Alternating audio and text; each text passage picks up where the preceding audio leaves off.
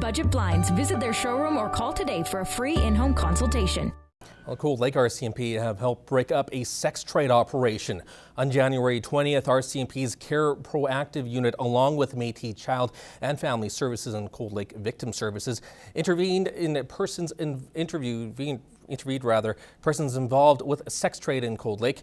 The investigation identified victims of potential human trafficking after a review of online escort services. Some meetings were set up with potential victims, and police were able to interview victims to see if they were at risk. RCMP want to hear from anyone who is exploited or knows someone who is. And Battleford's RCMP are looking for a teen that went missing from North Battleford on Saturday night. 16-year-old Tanisha Grattan is 5'5", 115 pounds. She has long black hair with a blonde streak by her ear, as well as a heart-shaped tattoo on her left wrist. Grattan was last seen between Battleford's Union Hospital and the 1000 block of 110th Street at approximately 9 o'clock. She was wearing a tan jacket, black leggings, and black boots at the time. Now, police are concerned with her well-being and say the longer her whereabouts remain unknown, the more at risk she is for harm. If you have any information on her location, you're asked to call Battleford's RCMP at 306-446-1720 or Crime Stoppers.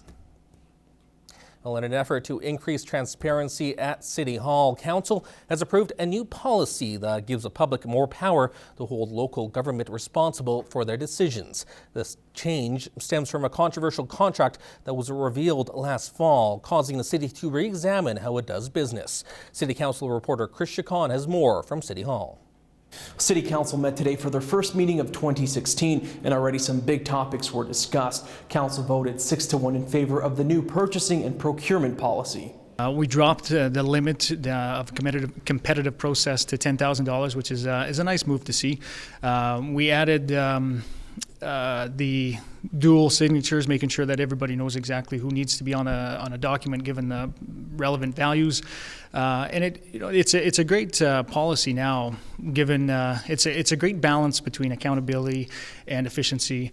And the city has come up short $17 million in terms of funding for a major project. The Saskatchewan government says our wastewater treatment plant needs some expensive upgrades. Saskatchewan government has imposed these obligations on us and then correspondingly not offered us any resources to meet them. So it's a bit of a catch-22 for sure. We will be following these stories and more in the coming week. Reporting from City Hall, Chris Chacon, Newcap News. Well, it's understandable to expect someone to feel pessimistic after being diagnosed with cancer, but a local woman is staying positive by taking care of body and mind. Our Josh Ryan sat down with a mother of two to talk about her approach and the support the community has shown her. Cancer, a word that no one wants to hear from a doctor. However, Wendy Gulbis has refused to let that affect her attitude each and every day.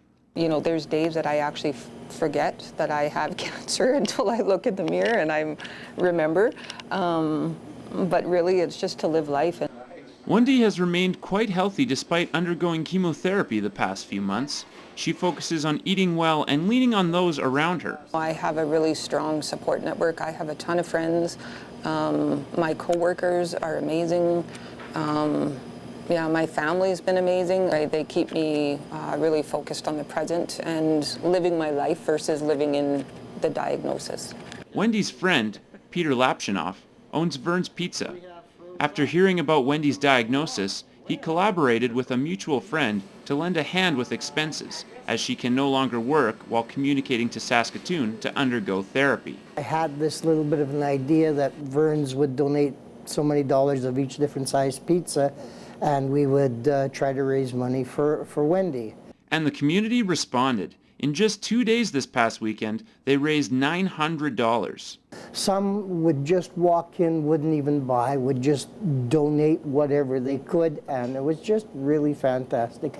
Wendy says it's a mixture of humility and a ton of gratitude, taking in the local support. I've built a life where preferably I wouldn't need people on the level that I do.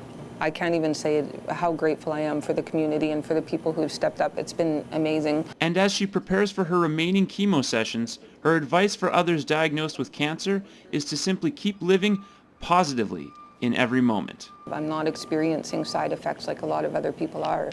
I'm healthy and I'm energetic and I'm living, and I think a lot of it is, you know, positive attitude and living in the moment. Josh Ryan, Newcap News.